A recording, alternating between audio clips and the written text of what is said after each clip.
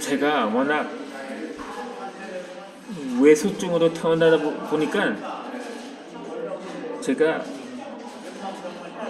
한 7살 때쯤인가 제가 10살을 넘기지 못할 것이라는 사형 선고를 받았거든요. 그때 저는 어렸기 때문에 무엇을 뭐가 10살을 넘기기 어렵다고 말했는지 그 의미를 잘 몰랐습니다만 어머니께서는 적잖은 충격이었던 거죠. 제 어머니께서 결혼한 지 6년 만에 나를 낳았기 때문에, 그러니까 제 부모님께서 1966년 6월 6일 날 결혼식을 올렸거든요. 하지만 저는 1971년 10월에 태어났으니까, 그러니까 국군의 날과 개천절 사이에 태어났거든요. 그러니까 횟수로 6년 만에 태어났던 거죠. 더군다나 당시만 하더라도 결혼 후 아들을 낳지 못하면 거의 완전히 그 사람의 인생이 끝난 거라고 할 수 있을 정도로 그러한 시대였던 거죠. 물론 그때는 다소 아주 호랑이 담배 피던 시절에 만 그랬다는 게 아니고, 그때만 하더라도 약간 그러한 사회적인 그런 풍토가 남아 있었던 거라고 볼 수가 있었던 거죠. 하지만 지금은 저는 어느 나이 50을 목전에 두고 있습니다.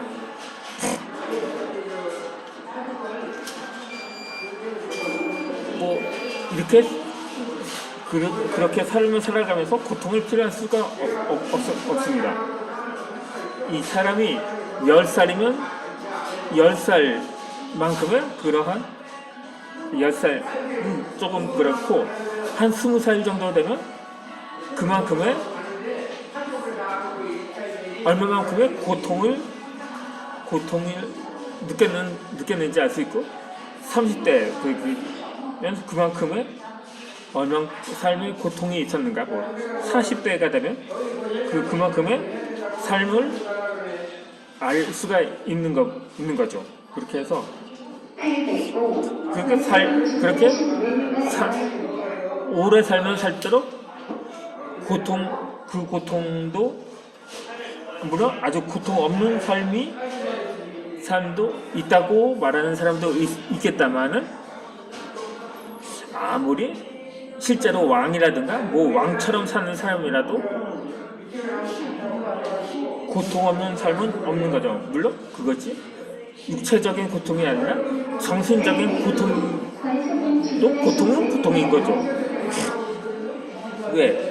부자는 부자 나름대로의 걱정과 고민이 있다고 합니다.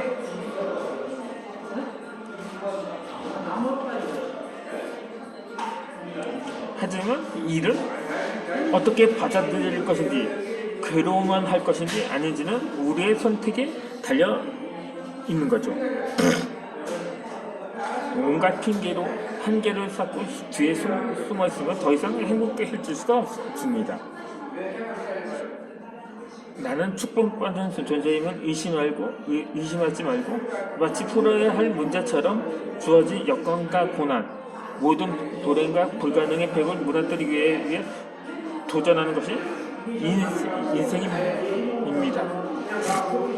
한때 이는 찬송가로 유명한 곡이었는데 대중한테도 널리 알려진 곡으로 유명하죠. 당신은 사랑받기 위해 태어난 사람이라고. 그게 한때 휴대폰 벨소리로도 흔히 사용이 된 적도 하지만 이에 대해서는 나는 아니야. 축복은커녕 저주받은 사람이라고 말하는 사람들도 있을 것입니다. 심지어 어떤 사람은 이 글로 썼더라고요. 근데 그러다 보니까는 결국 그것이 옳지 못한 표현일 수가 있습니다. 그런 글을 본다면 사람들이 어떠한 반응을 보일까? 그것 때문에 이거에 악플이 생기는 게 그런 거죠. 그런 사람은 너만 그러냐? 나도 그렇다. 아니 나는 당신보다 더하다. 왜 이러셔? 이런 식으로 충분히 그럴 만한 글이더라고요. 그러니까 이거는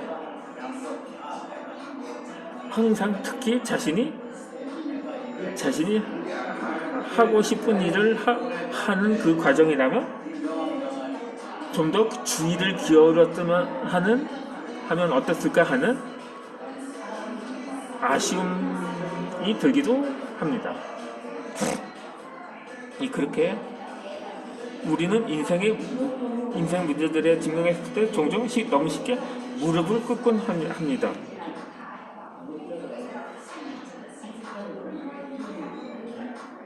이를 만약에 지금은 고인이 된 JP가 이렇게 메시지를 보낼 것입니다. 그러면 안 돼요. 죄송합니다.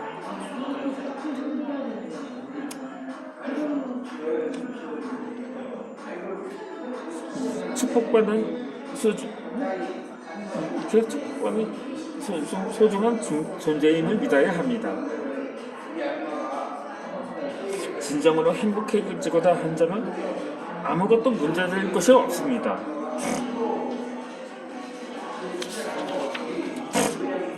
이 나 또한 책을 읽기 전에는 나만 물론 신체적 조건이라든가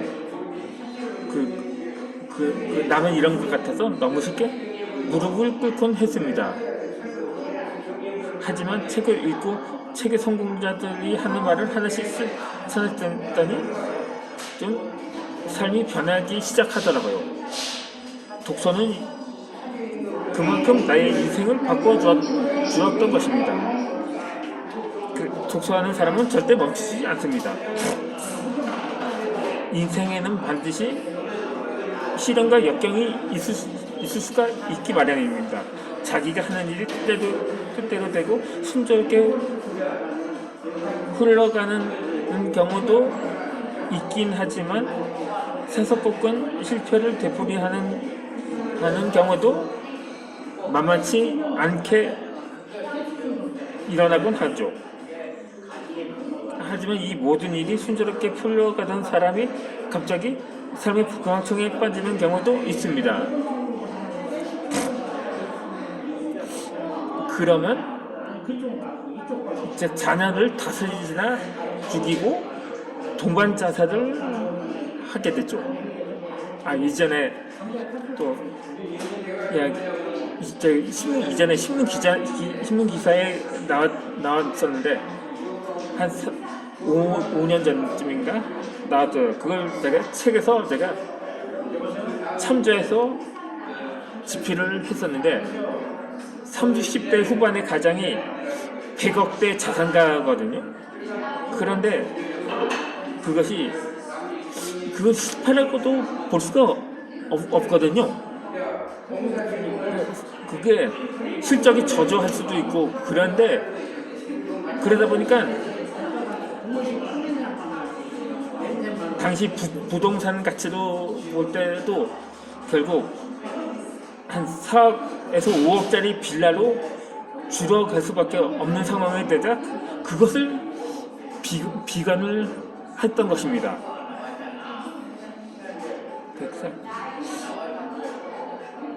그러니까 인생 그래프는 마냥 상승 곡선만 그려지는 게 아니거든요. 순식간에 곤두박질 치셨다가 다시 상승 바닥을 찍고 다시 상승할 수도 있는 건 아닌가요? 아니겠습니까? 이번에 작년에 3월에 코로나로 팬데믹으로 인해 우리나라의 증시가 거의 2,500선에 도달하는 순간 거의 뭐 반토막이 난 적이 있었거든요. 한 1,400선, 그러니까 1,500선까지 무너졌다. 지금 다시 회복을 했거든요. 그러다 금년이니까 작년 말인가 한 거의 우리나라 신규 확진자가 1,000명씩이 나올 때였는데도 불구하고 3,000선을 돌파하지 않았습니까? 그러니까 인생 그래프는 또 마찬가지인 거예요. 하지만 그때 그 30대 가장은 정말 어리석은 선택을 한 것이라고밖에 볼 수가 없었던 거죠.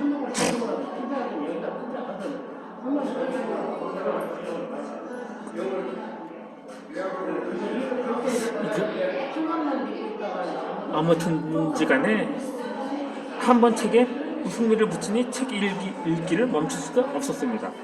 공공도서관에서도 밀리고 인터넷 서점을 이용해서 여러 권 구입해 읽기 시작을 했습니다.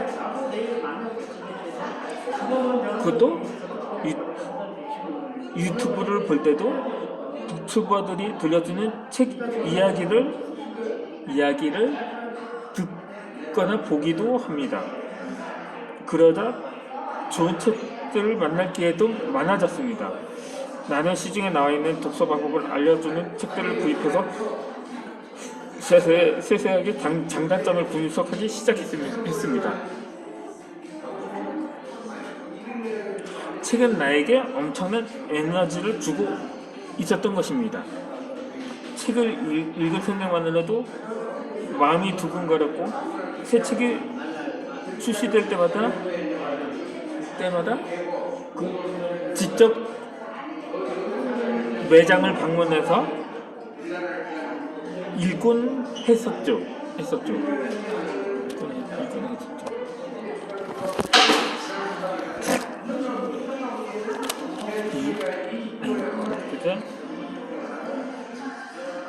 그렇게 그동안 느껴보지 못한 감정이었던 것입니다.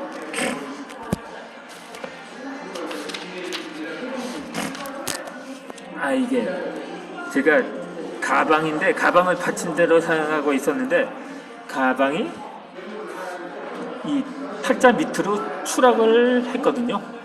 그래서 곧 영상을 마무리할 때가 돼서 크게 신경 쓰진 않는데 아무 그렇게 지금까지 책을 읽으면서 이 영상을 15분 영상인데 합해서 1시간가량 영상을 진행을 해드렸습니다. 제가 영상을 올렸을 때 이전에 말씀드렸듯이 책을 읽으면서 때로는 영상을 올리기도 하고 그렇게 이렇게 독서를 통해서 제가 새로운 직종에서 도전을 하는 용기가 생겨났던 것입니다. 그렇게 해서 나뿐만이 아니라 많은 사람들이 각자의 인생을 끌어가고 있지만 제대로 끌어가는 사람은 드물다는 것을 알았습니다. 그러면 다음 영상에서 뵙도록 하겠습니다.